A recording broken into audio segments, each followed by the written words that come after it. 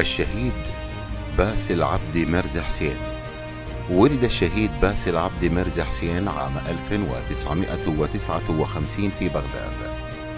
أكمل دراسته الابتدائية والمتوسطة ثم التحق بالخدمة العسكرية، واعتقل الشهيد من قبل النظام البعثي السابق في عام 1980 دون أن يعرف التهمة الموجهة إليه أو الذنب الذي ارتكبه. حجز في سجن أبو غريب بعد تهجير عائلته ومصادرة أموالهم المنقولة وغير المنقولة.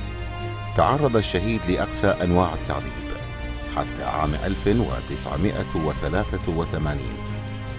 كان ذوو الشهيد يزورونه في معتقل أبو غريب، ولكن بعد ذلك انقطعت أخباره ولم يعرف للشهيد أي أثر إلى ما بعد سقوط نظام البعث عام 2003، حيث ظهر اسمه بين أسماء الشهداء المعدودين.